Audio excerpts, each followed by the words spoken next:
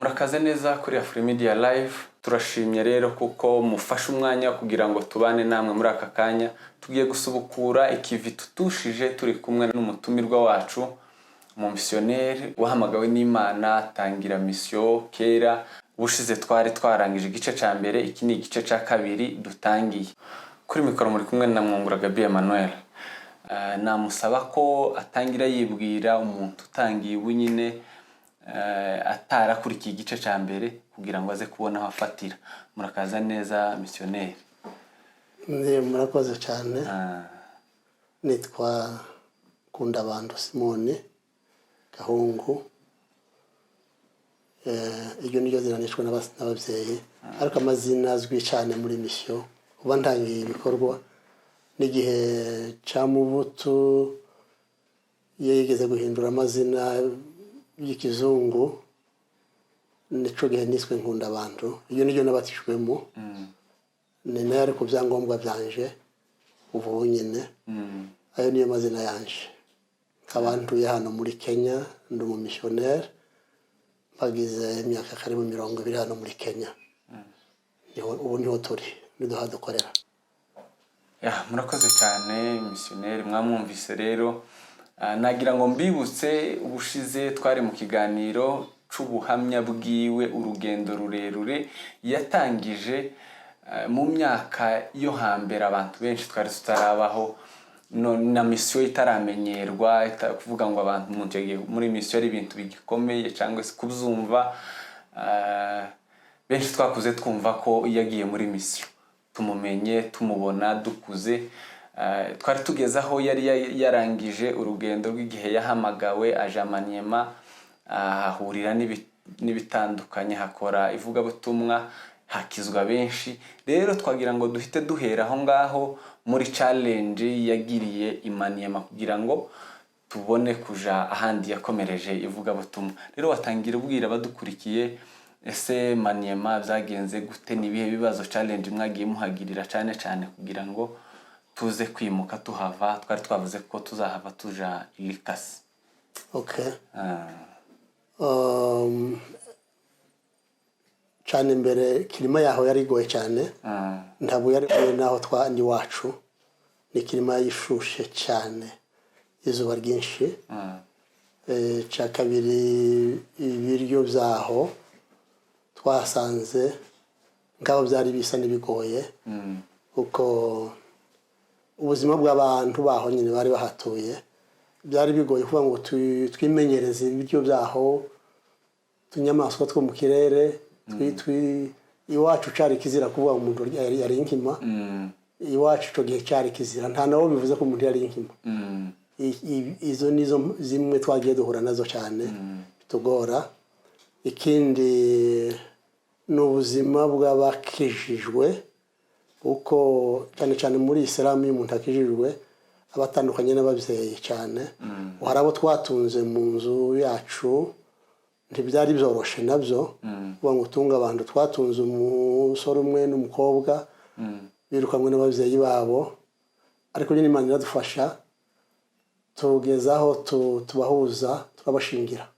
Bari umukobwa n'umuhungu batandukanye, yirukanwe iwabo, undi yirukanwe iwabo. Natumye iwacu bangurishiriza inka yanje, abantu barereza amafaranga, ngura ibitungwa. Iriyo bashakana bakwa ibitungwa, ihene n'intama, ndabigura, mbwira abakirisitu tutanga amafaranga, turabashingira.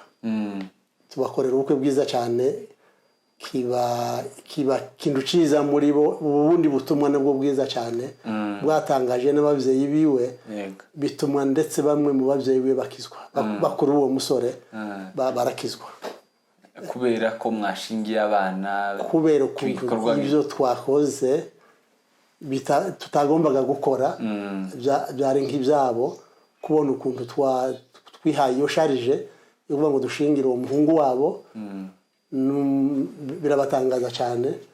Nyine twaranababwiraga, twababwira tuti ibyo dukoraga n'ibyanyu, ariko kubera kuko twebwe turi abakristo, abantu barakundanye kandi ni ngombwa ngo tubahuze. Turabahuza nyine, turabashingira, bigenda neza cyane. Ariko ibibazo ni nk'ivyo twagiye duhura nabyo cyane ntabwo byari byinshi cyane ubuzima nyine twarabumenyereye ntabwo byari bigoye cyane none umuntu yakwibaza mwaje kuhava gute kugira ngo mufate umwanzuro wo kuja ILIKASI? Kuhava twumvaga turangije igikorwa cyaho urumva twahagize imyaka 10 kandi twari tumaze gutreninga abandi basore bavuye ku ishuri rya Bibiliya none tubasigira imirimo navuze kuko twari dufite amakanisa 13 ariko nyine aho kuri santere hari umusore wari urangije imyaka 2 ya Bibiliya Gasongo n'abari dusigaho Bikaromo nka revera pasteur tumaze no kumusengera tumusigira ibikorwa asigara ari ibyo bijiji bindi twebwe tujirikasi muri 91 yego nibwo twagiye ILIKASI umuntu yakwibaza ngo mwahitiye he mwahatangiye gute nayo yari shamba mupya cyangwa mwari musanze? ILIKASI nayo yari shamba mupya deje hariho bari bahatangije selpa hari amakanisa ya selpa hari aba pastor babiri Mudagiri Jonathan nawe kuva iwacu Rundu yaje dusanga imanyema ariko hashisteho haramunanira umugore we haramunanira cyane ararwara imyaka 2 yahagize yari umurwayi cyane ariko nyine Imana iramufasha baramwimura bamutuma ILIKASI twagiye ILIKASI ariwe dusangayo n'undi mugabo umwembe ngo ni Mucoba nibo bari batuye ILIKASI kuvuga ngo Mudagiri nawe mwari muvuye mu ikanisa rimwe watumwe uvuye mu gimuhira nije wabanje kugenda nyuma y'umwaka nawe arankurikira twese twari tuvuye mu kanisa ry'Irondo kanisa ry'Irondo ryarafite umugisha cyane kubona abamisiyoneri twese twari tuvuye mu kanisa ry'Irondo rya Selpa none nibo nasanze ILIKASI abari bo dukorana ariko nari ngiye gukorera i Lubumbashi hari missionary twavuganye ko tuzotangirira i Lubumbashi missionary twakoranye twajanye bwa mbere Manyema none tugezeyo hari periode mbi cyane y'impinduka za mu buto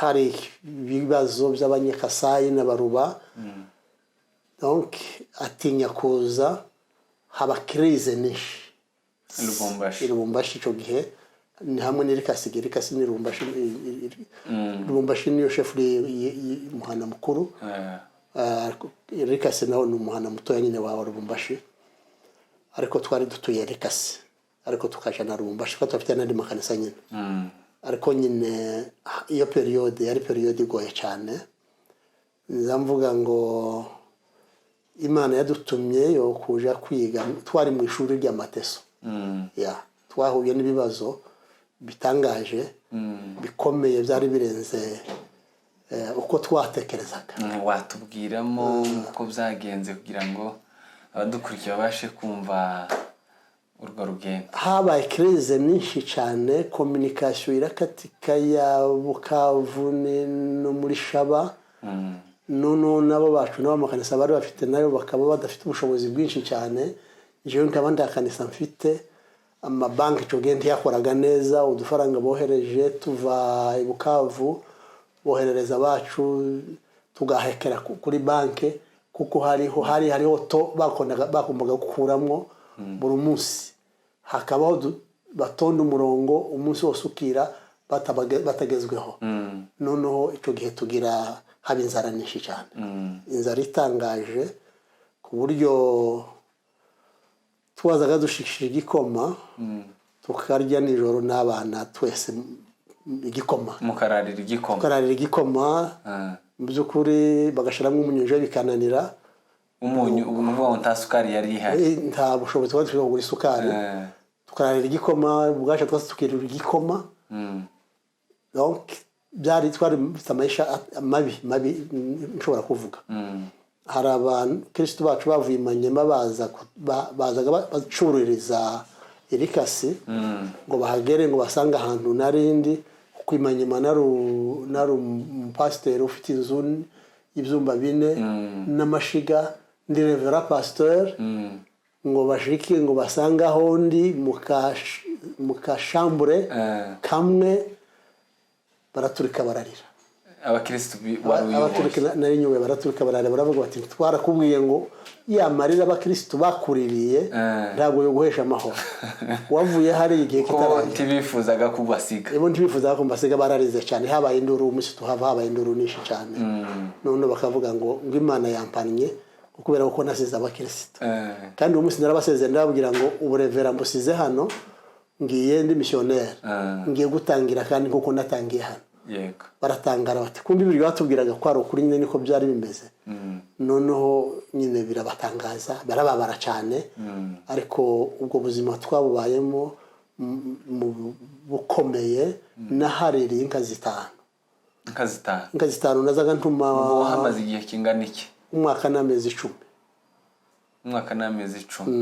namaze umwaka n'amezi 10 ariko mpamarira inka zitanu abanyabuzure bazaga badandariza Lubumbashi bakazana inka Lubumbashi noneho ngatuma mukuru harabaga mukuru wanje baga muri Zura kamubwira ngo azo nkabishiriza inka yo muri Kivu abanyabuzure bakunda inka zo muri Kivu akankabishiriza inka bakayinoherereza ukwezi kugashi kwaje gushirika birarangiye nazaga shika gusa nkishura ishuri ry'abana twarangiza n'utwo nitwo twazaga tujya mu ico gikoma igashira bwaca ngasubira ngatumaho kandi ngo bangurishe bankabishiriza yindi bagasubira kandi twagiye kurangiza uwo mwaka n'amezi 10 maze inka zitanu kugeza igihe mukuru wanje yarusharakara warasigaye muhira arantuma aranandika arambwira ngo iyo nka ngoherereje niyo y'umwisho tugasubire uzoyigira itike utahe kandi nutabikora nzobihariye ko ariko kwiyahura uzobaye wiyahura nuko ka ibyo nabyo birambabaza nateka so ndiyahura amemirundo sinje mukene cyane uhari kugeza aho no kwiyahura bo numva nyene bitadasobanukiwe ariko izo ni challenges za mission nuvuga ngo bari batarumva mission kugeza ubwo ngo bumve ikintu urimo byo ni ibibazo bya mission ariko nyine twabonye kuko Imana hamwe n'ibyo kurya Yesu yavuze ngo ni mugende nzabana namwe ibyo kuri Yesu yabanya natwe muri izo circumstances muri ico gihe twabonye Imana ihuzu zaradushiriye umugore yazaga afuri ihuzu ni posho mu ijoro akarara yanitse ku ntebe kugira ngo azoburica azosengana niyi okay kuko yarasigaranye ihuzu imwe gusa nanje nyine nuko ariko Imana iramugoboka umunsi umwe umuntu yamaza azanye ihuzu gitenge gisonye aravuga ngo Imana yamubwiye ngo namuzanire ihuzu ngo akimuhereza arakimuhereza tubonaga ukuntu Imana gizikora ibitangaza ni muri ubwo buryo nyuma y'amezi ico gitangaza cyari gikomeye mu gihe mwari munyuzemo kimeze gutyo mu byukuri hari n'igihe twaburaga niyo fu nyine yo gushigije igikoma tukabona umuntu arinjiye ni igikapo cifu akatuzanira tugashishika tutaza havuye tutanamusabye tukabona gusa arinjiye ni igikapo cifu akaza tugashishika igikoma yego murakoze cyane kandi birumvikana ko mwanyuze mu bintu bikomeye tubibutsa ko mukurikiye AFRIMEDIA live twabaza Missionary ico gihe mwarimo mukora umurimo w'Imana gute mwarimo mubikora mu buhe buryo ubwo nafatikanyaga n'abacu Jonathan Mudagiri yarafite kanisa twarafatikanyaga nyine ho mu kanisa tukagenda tunavugana ubutumwa twigisha twembi ntabwo nafunguye kanisa ILIKASI oya nakoreye muri iyo kanisa yombi nyine ara ILIKASI muri ville arahandi ngo undi muhana yo ngo ikikura niho mubembe yabaga nawe yarafite kanisa donc je nazungurukaga muri ayo makanisa yombi ariko cyane narabaga ILIKASI none aho nyine naho narindi muri iyo kanisa ryamudagire niyo nasegeragamo cyane none twagenda tuvuga ubutumwa twembi hamwe nawe naje kuva ILIKASI mufata umwanzuro wo kuva muje KINSHASA gute uwo missionnaire twagombaga gutangiza Lubumbashi ashitse asanga hari urusaku rwinshi cyane hariho impinduka nyinshi abona ntiyoza anoherereza itike ngo nje KINSHASA uwo ni wa undi mwatangizanyije uwo ni wa missionnaire twatangizanyije imanyema kuva muri 420 ni nawe n'ubu tukiri kumwe abazungu n'abagabo ndakubwiye n'ubu muracyakorana n'ubu niwe tugihadukorana hano muri Kenya. Saba dusimbukire ikinshasa ko musanze uko byagenze gute mucamage kugira ngo tuze kugera hano naho tuzi ko muhafite ubutumwa ubuhamya bukomeye n'ubutumwa na shamba mumaze guhinga rifatika. Tuvuye aho nyine muri uwo mwanya tuva ILIKASI avuze ko atakije ngo tutangize atwohereza biye y'indege tuja Kinshasa. Dushitse Kinshasa twahasanze undi missionary w'umunorvege ntabwo ari uwo nguwo iwe yarashitse asubirayo. Ahasiga wabo nyine abari utubwira ngo abari uvuga ngo tuzokorane nawe. None dushitse Kinshasa twasanze hari amatorero menshi ya SHABA, hari amatorero nkane ndagira ngo mbizone yari ngwara Remba, Mongafura na Selembao, yari amatorero ane. None baravuga ngo hari indi torero riri ahantu hitwa Makara ariho batujana. Kurya rya bari bararitangije ariko baritangije asanuta arahava aragenda bati mwebwe muraje muri iryo torero. Iyo yari inama y'ibaraza mbona babwira ndi sawa reka manje kubyiga nzobasubiza. Turagenda gadushitse turabyiga na madame wanje turavuga itorero ryuzuye nubwo ryubatse riruzuye ariko kameme so muhamagaro wacu. Imana tumwe tugende gushaka abantu batarakizwa kandi abantu tutabwirije ubutumwa ndi tuzi imyizerere yabo ndi tuzababigishije abaribo tubiganiriye biratunanira.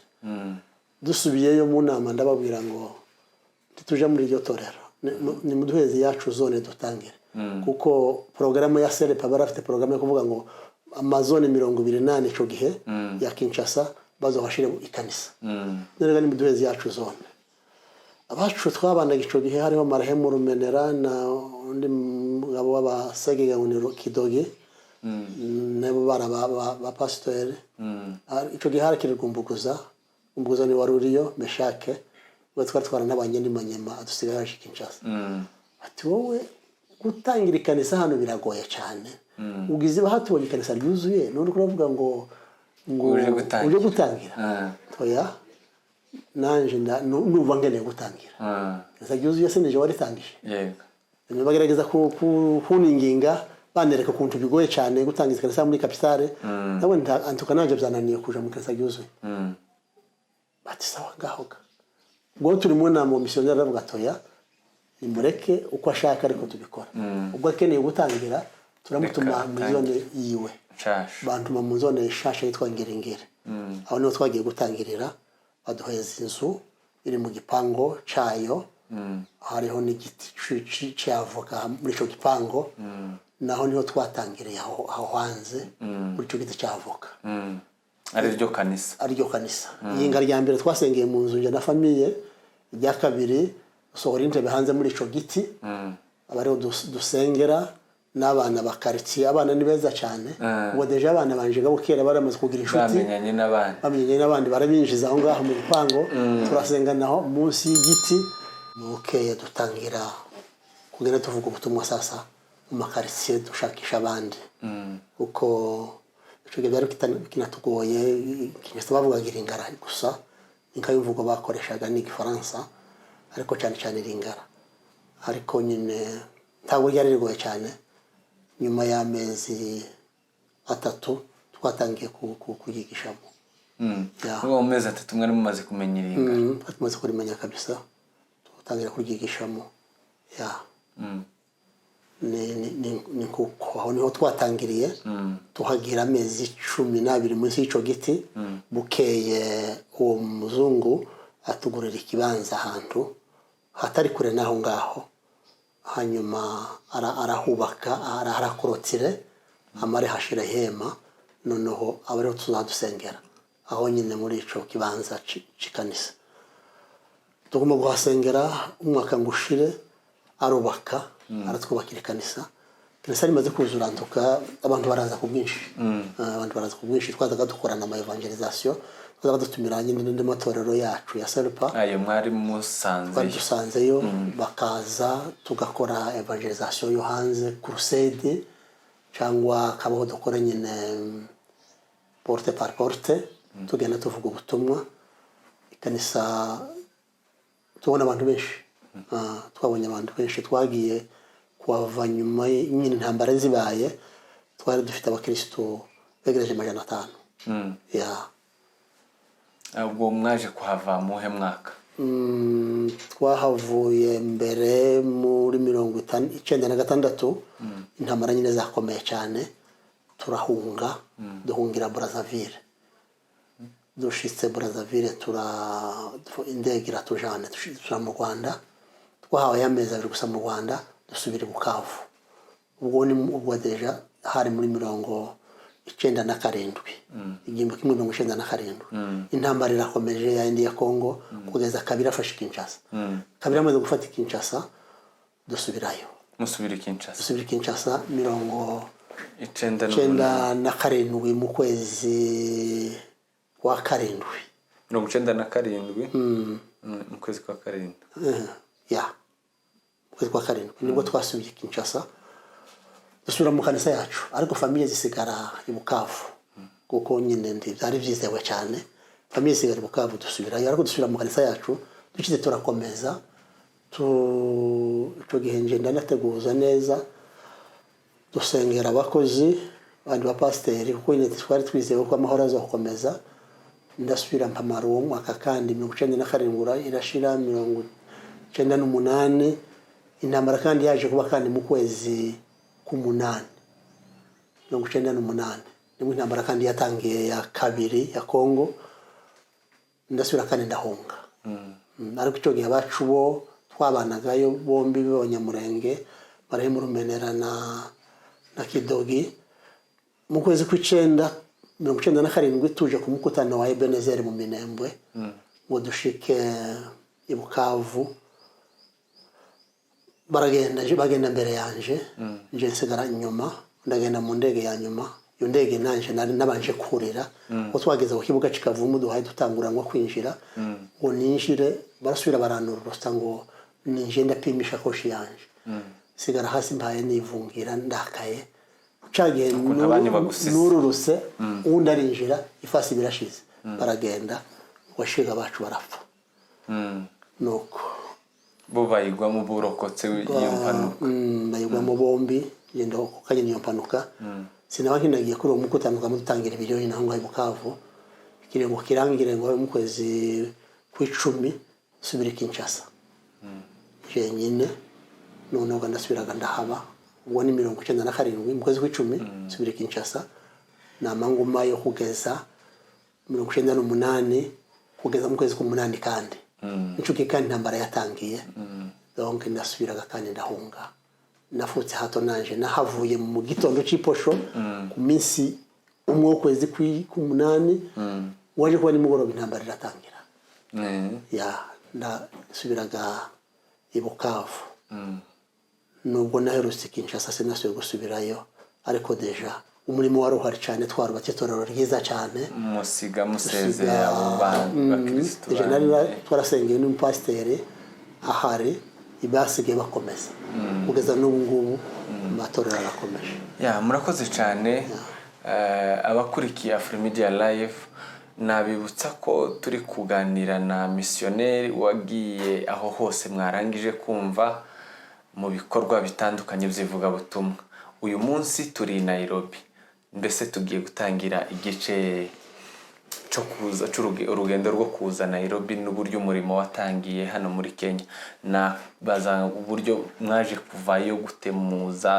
mufata umwanzuro kuza muri Kenya gute no muhamagaro nabyo kuko twumvaga ko hano muri Kenya haba abasomali nazaga numva umuhamagaro w'abasomali kuva ico gihe nkiri MANIEMA ni Kinshasa twasengeraga abasomali hari program SRP yari yarakoze amatorero yo gusengera biriya bihugu by'abayisilamu bitaragira ngo butumwa twebwe itorero ryacu tugasengera Somali ubwo ndi Kinshasa duhatuganira n'umuryango ndababwira ngo nituva hano tuzoja mu basomali donc tugeze mu Rwanda nagize urugenzi rwo kuza hano muri Kenya ico gihe deja nari nzi ko Mikebanyi atuye ino iwe nawe yaraje narafite umuhamagaro yaraje hayakorana n'abasomali kamenya makuru kiribuka nkiri mu Rwanda ndamutelefone ndamubaza ati nyabu natebuka uzamuza wirukanka turagukeneye cyane noko ngo bucega tugeze mu Rwanda hari mu kwezi kwa 11 1998 nibwo naje hano bwa mbere hano muri Kenya shitse ndamubona hari isiri ndamusanga ari mu basomali benshi cyane nyine bamuzungurutse afite akazi ku yari yafunguye ishuri rya primaire ni yo kwigisha icyongereza basomali bigisha icyongereza atitebuka kazi kananiye n'ubundi twazaga tugusengera uzozo kuri KINSHASA nuko kuva ubwo twama dutangira processus yo kuza hano subira mu Rwanda ciste mu Rwanda ndimuka ndabunganja ibujumbura wimukana urugo rwanje nje bujumbura uko nyine arabacu twabanye KINSHASA bariko bansolicite ngo dukorana mu Rwanda dukorane bari bafunguye kanisa restoration mu kwiza ariko mbonti byakunda ndamubwira ngo ntamuhita mbaye numva mu Rwanda ati genda ni bujumbura tuye gufungura itorero uzofungure restoration sawa nzagusubiza mushikeyo reka tuganira na famille ni ngaho deja famille indi yacu nyine bari bamaze gukonvaincre madame muri dusubire kugenda bazaga bavuga ngo twarahabutse none ntukemera ko musubira guhabuka mwaratashe muguma aho ngaho mukorera naho ngaho mu bandi ndababwira ndi sawa reka tuje gusenga ubwo tugeze hano i Burundi tubaze Imana ico tuzokora turagenda ahantu hitwa ngo ni Garden hari Bujumbura muri Rohero twahagiye iminsi 3 duhadusenga jewe n'umuryango wanje gusa tuje kubaza Imana aho tuzokorera barambwira bati Imana yakubwiye no nyine umuhamagaro uko wumva ariko tuzokora awa nimba ari jewe umuhamagaro wanje ko numva ari mu basomali soje muri mu basomali ati sawa ntakibazo aho gasasa kuvuga ngo tuze muri Kenya mu kindi gihugu byari bigoye cyane mutazi mutamenyereye igihugu cigishitsi tutamenyereye kandi bisabye process ndende none Uganda dutangira gushakishaga abadufasha nandikira wa muzungu twakoranye MANIEMA mubwira ko nagize umuhamagaro kuza kwigisha abasomali Abayisilamu arambwira ati Kenya iragoye cyane wotangirira naho Bujumbura harabayisilamu ufungure serpa Bujumbura naho harabayisilamu ati kuko Kenya ntimoyishobora ariko nyine kubera kuko ntabyumvaga numvaga umuhamagara ari kuja mu basomali ndamwihorera ndakomeza urugenzi rwa mbere ubwo rero n'urwa kabiri mvi Bujumbura maze kugeza umuryango Bujumbura uje ubwa kabiri nagiye mu kanisa rya Barundi ministeri ya Barundi yitwa ngo ni ministeri de réveil umugabo witwa ni Karaveri namuhujijwe na Lazaro Dr Lazaro wasebitereko noko ndabaganirira mbabwira umuhamagaro wanje mbasha kuvuga ubutumwa mu yotorero ryiwe bampa amafaranga menshi ubwo ndi bampa amafaranga niyo yanzanye ubwa mbere rero namye nasiga mu rugo nzanditike gusa ndaza noneho ndaza shitse nsanga gwacu Mikebanyi atuye hano muri Kenya namusanga isiri arancumbikira mba muwiwe dutangira akazi dutangira akazi ko kugisha abayisilamu nkagira amezi ubwa mbere nagize amezi 6 ngo mare nsubirayo kuri gusura umuryango naje gusubira kanishura ratike naje kugaruka nkanyura mu matorero ubundi nagize matorero yo mu Rwanda restoration n'abanishura ratike kandi hogarwa kandi ico gihe ko turandika ko turashakisha batera nkunga ngo haje kuba mu 2000 wa mu missionary twakoranye MANIEMA wanjanyire KINSHASA mbona Rwanda ko rwarambwiye ngo namenye makuru kuko wakomeje muhamagaro wawe mu Bayisilamu muri Kenya none uze kuja kuri phone tuvugane cyo telefone zari zitarabanishe kazaga bahamagarira kuri phone nja kwa pasteur Zakaria niwe wampamagaye yambwiye ati hari umu missionary umunoroje wa gushakisha none gasasaba gihe wari urihe icuge nari siri hano muri Kenya nari siri kwa Mikebanye. Pastor Zakaria ninde we yari Pastor Zakaria n'umupastor twakoranaga muri iryo kanisa rya Free Pentecost ryitwa ngo Free Pentecost Fellowship in Kenya, FPFK. Iryo niyo kanisa Mikebanye yakoreyemo, nanje nige namusanzemo, niyo ryatwakiriye hano muri Kenya, nibo badushakiye permit zo kuba hano. Ni kanisa ry'abantu Rorushina basedwa bo bagize community imwe hano. Ninkasere panase pakiri iwacu. Hano bagize community imwe. Iryo niryo twakoreragamo. Uwo Pastor Zakaria niwe twakoranaga muri iryo torero ryiwe, niho twasengeraga tukahasengera twinka ba missionary. Nawe ari we nyiri torero. Niwe uwo muzungu yahamagaye ahanshakisha. Ndagenda gashitse turavugana, arambwira ati numvishije kuko wakomeje umuhamagaro wawe, nonega ngiye kuhoreza ifaranga usubire i Bujumbura uje kureba mu mafamiye ushakishe n'inzandiko nibakwemerera gukora aho ngaho tuzakomezanya kandi.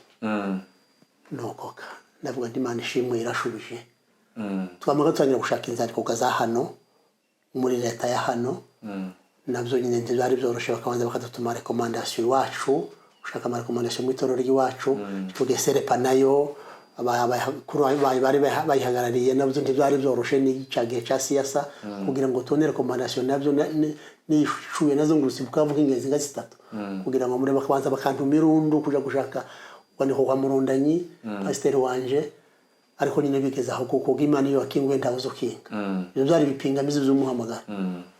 Baranandikira recommendation, ndaza bangeze hano naho muri itorero rya hano bansabiraga work permit muri guverinoma ya hano. Noneho maze kubona work permit nuko mbwira wa muzungu ko nabonye ibyangombwa byose. Ikindi cyari cyangoye kandi ni passport. Cyo genda nikeneye kubona passport zitanu. Passport zitanu yanje n'umugore n'abana batatu. Y'urugo rwose. Imana yakinguye umuryango izikora ibintu bikomeye cyane. Ndagenda ndazigura passport zitanu, nuko maze ndamubwira koko nabonye ndi tayari. Atwohereza ifaranga umuzungu turaza hano muri Kenya, twaje n'indege. Ubwo hari mu 2022. Ya nibwo twaje n'umuryango. Turazaga dushikira kwa Mikebanye, ubundi ne warushumbikiye imyaka 3. Nagize imyaka 3 hano, famille iri Bujumbura, ndi muri processus yo kuza. Yo kuba hano. Ya, noga mu 2022 nibwo byakunze, nibwo naje n'umuryango. Tuzanira uwo dushika turi installe, ahantu hituboneka yako, aho niyo twabonye inzu, abariho twinstare. Ngo tumareka tutangiraga ibikorwa. Ya murakoze cyane, murangije kugera hano maze kwinstalla gutyo mugeze Kariyoko, mwaje gutangira imirimo gute, muja mu basomali, muza kuhava gute mugeraho itorero riri uyu munsi? Kuko deja kera wacu yaragize iminsi hano, nanje ndandara musanze ine twarakomeje, yagiraga ishuri, yarafunguye ishuri rya primaire. Noneho rikaza nk'abasomali benshi cyane, no bari benshi abasomali.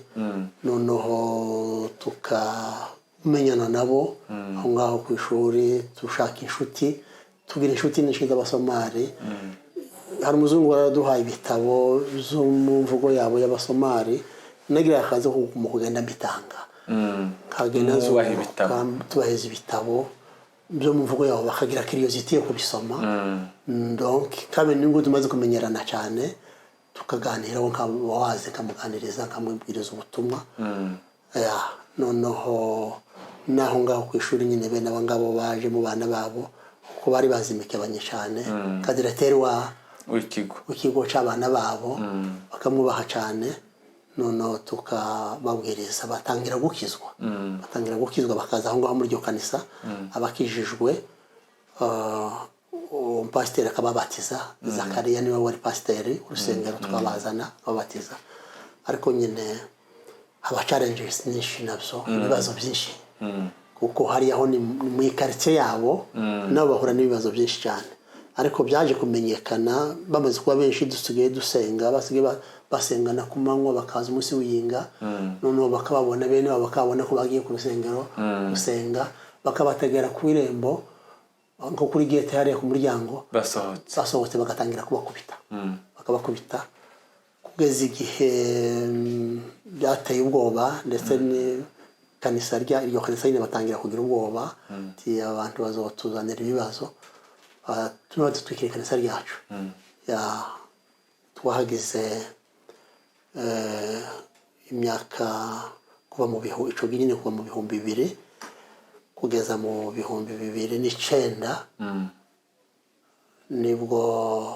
nibwo twahavuye tuvisiri ariko bitewe nyine n'iryo kanisa nizo mpamvu zuko abasomali bandi baza kubatera bamwe turabahungisha baza hano Kasarani ariko ririzo ubwayo twayitangije mu 2000 yari kiri nka ministeri ikorera muri iryo kanisa ry'Abakenya ico gihe nibwo twatandukanye nabo none tuza hano Kasarani tuyigira kanisa ryacu ryigenga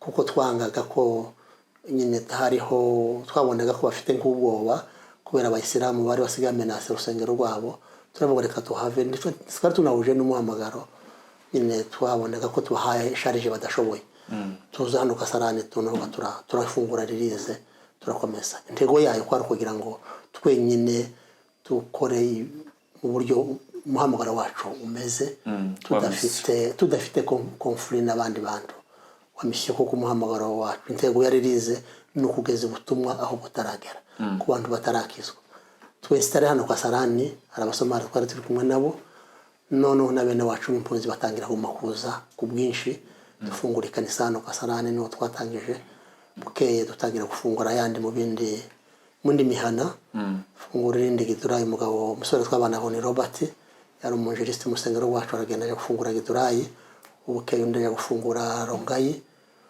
ndafungura Mihango hano Nairobi tuhafite amakanisa ne turakomeza tuja no mu ntara ahantu hitwa Kakuma mu Baturukana aho naho ni shamba mu pya kabisa n'abantu bakiri inyuma cyane abantu bakigenda bambaye ubusa ku musozi bari bakiri inyuma rwose bakeneye ubutumwa aho naho twagezeyo tuje kuvuga ubutumwa ubu ngubu tubafite amatorero 5 muri Turukana tufungura n'irinde handi hitwa Gitare n'ahandi ngo ni Migore donc dufite amakanisa 10 hano muri Kenya yaririze ariko ntabwo ari hano gusa turacakomeje kuko intego no gukomeza muri biriya bihugu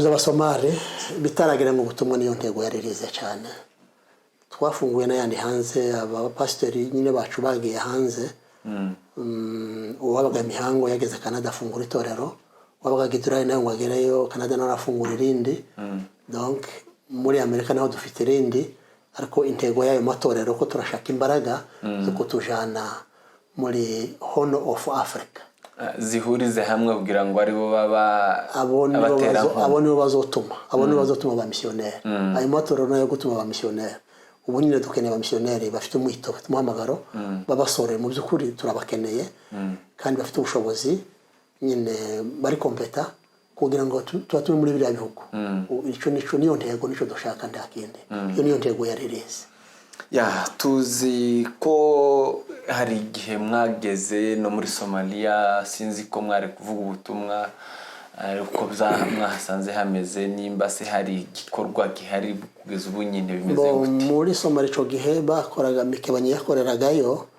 akorana na PIM iyo ni ministeri y'Abanoruveje bakoranaga nayo ariko n'ibintu bya development kuko muri Somalia ntiyemewe kuvuga ubutumwa birabujije ntiwovuga ubutumwa hari ibitabo bigeze kujanayo by'abanyeshuri kimwe kikabacanditseho ngo Jesus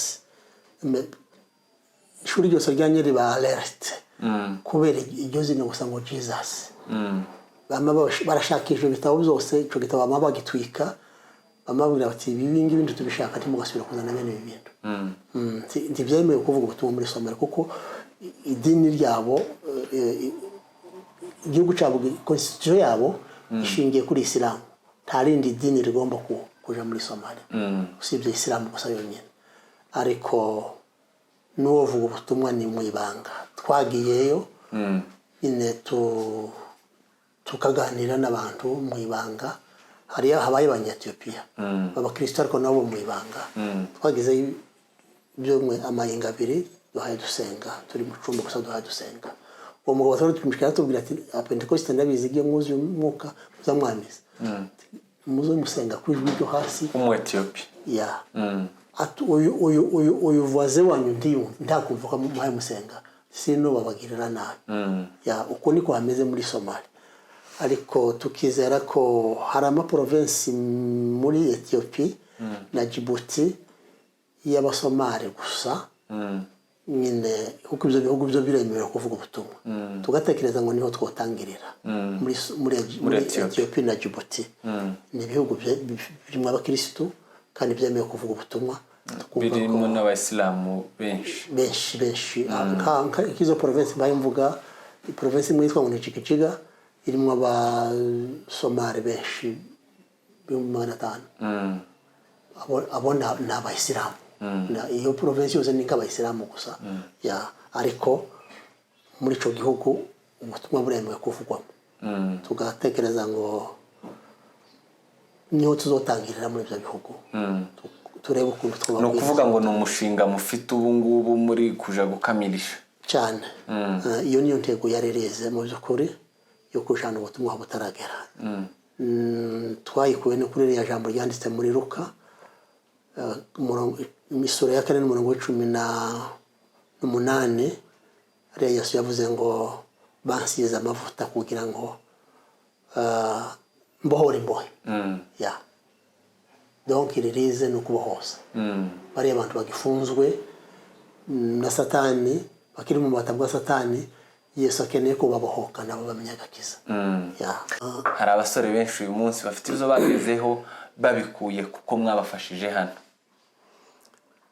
ni byiza cyane kuko nabo twasanze ari byiza twaberetse umutwaro cyangwa se inshingano za buri torero kuko umukristo wese wakijijwe afite inshingano yo kuvuga ubutumwa twarabigishije tubereka inshingano zabo kwari kuvuga ubutumwa iyo ukijijwe ahasigaye nawe ukwiriye kuba ubutumwa ku bandi batarakizwa icyo nico twabigishije ni nacyo cyatumye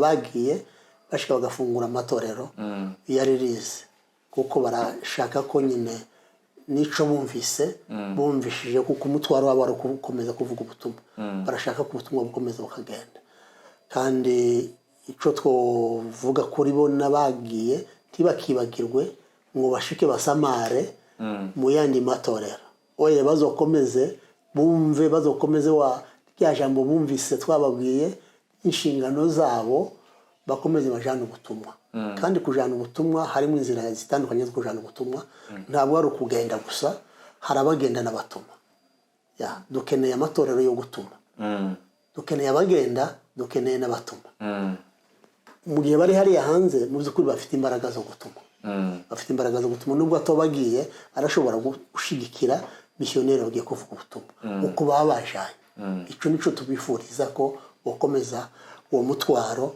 bakaba mu batuma badashoboye kugenda ariko bakaba mu batuma nabyo bibafitiye imigisha myinshi cyane murakoze cyane abakurikiye AFRIMEDIA live n'abafite umuhamagaro wa mission ubwo mwabyumvishe ko hari ikiraka ubwo mutangire kwegeranya kugira ngo muje muri izo eneo zose zigikeneye ivuga butumwa ya tugana ku musozo twagira ngo ugire n'ubutumwa bugufi ugenera abantu muri iki gihe urabona turi mu gihe kitoroheye isi mu gihe abantu benshi bari mu mago yabo batari gukora batari benshi bafite ubwoba bw'icyorezo gihari ese n'ubuhe butumwa wagenera abo bantu Bibiliya izitanga ihumure ryinshi cyane ku bantu Yesu yabwiye abantu ngo ntibagatinye ibyica umubiri ariko batinye ibyica umubiri n'umutima si byiza ko abantu bagira ubwoba cyane w'iki kirwara cyabaye kuko nibisanzwe Bibiliya iravuga hariya mu Baroma Pawulo yavuze nimba tubaho cyangwa nimba dupfa turabimana. Icyiza nuko turabimana. Nubwira abantu ngo bahumure kuko icyo bakwiriye gutinya cyane batinya icyaha. Icyo ni cyo gitera umuntu ubwoba, abatinya icyaha. Naho nimba bari muri Yesu Kristo nta muntu uzopfa kubwe, ntawo uzopfa ngo ubwo korona yaje. Iyo nimba yishwe na korona, iyo niryo gare ry'Imana izoba yaramwandikiye izo muhushukana. Yo tinya totinya none nazopfa. Ubugingo bw'umuntu buba mu maboko y'Imana. Nta muntu wopfa umunsi w'utaragera, gusa bizera Imana, begera Imana. Iki ni igihe cyiza cyo kwegera Imana kugira ngo twegerane n'Imana. Nimba ari yo nagare ry'umuntu, iyo korona ryo gare ryawe, basi uzoje mu ijuru. Tuzoje mu ijuru. Cyiza no kwirinda ibyaha, naho gutinya korona yo nta mpamvu yo gutinya korona. Ibyo ni bisanzwe. Umukristo gupfa tuba turuhutse tugiye mu ijuru. Kandi Bibiliya Yesu yaravuze ngo unyizera wese ngo nubwo yo bapfuye ngo azoba ari muzima. Kandi uri muzima kanyizera ngo ntazopfa. Uko nuko Yesu yazutse yamize urupfu ngo arumize bungura. Kuba Yesu yarazutse abafiriye muri we nabo bazosoka, bazongera babe bazima. Iyo niyo message ashobora kubwira abantu. Bamenye kuko dufite ubugingo buhora muri Yesu Kristo. Sinzi nimba wenda hari recommendation ushobora guha abadukurikiye uyu munsi, abakristo bose kwisi dusoza ikiganiro cyacu. Recommendation irahari deja iranditse muri Bibiliya, hariya mu Bakorinto ba 2:5 n'umurongo w'19 havuga ko Imana muri Kristo ku musaraba yifatikanya n'isi ngo kugira ngo itubabarire ibyaha, ariko ngo iduheza inshingano. Hari inshingano yadusigiye, hari inshingano twasigiwe, hari inshingano umukristo wese yasigiwe. Ico Yesu yakoraga, ico nico umukristo wese yasigiwe ku isi, no kujana ubutumwa. Na hariya ku murongo ibesi mirongo aravuga ngo turi intumwa mu cimbo cya Kristo, ngo turabingingira kugira ngo mwifatikanye n'Imana. Donc umukristo wese wakijijwe ni intumwa mu cimbo cya Kristo. Ubuzima bwawe ni ubutumwa bwa Kristo. Nimba utanagiye kuvuga ubutumwa, koresha ubutunzi bwa Imana yaguhaye, supporting abavuga ubutumwa, ico gihe zo bavuga ubutumwa. Iyo niyo recommendation nohereza umuntu wese wakijijwe, umukristo wese wakijijwe afite inshingano yo kuvuga ubutumwa. Murakoze cyane Missionary ku butumwa bwiza agejeje kubakurikiye AFRIMEDIA live muri aka kanya. Tumwifuriza gukomeza imirimo yiwe n'Imana ikomeza kubimufashamwo muri uwo muhamagaro yagize. Namwe mwese mudukurikiye mwabanye natwe muri aka kanya, turabashimira cyane kugira ngo Imana ikomeze kubaha amahoro aho muherereye hose. Tubibutsa gukora subscribe kugira ngo mudushigikire mu bikorwa dukora no kugira ngo ibyo dukora biza bibageraho ku gihe. Naho butaha.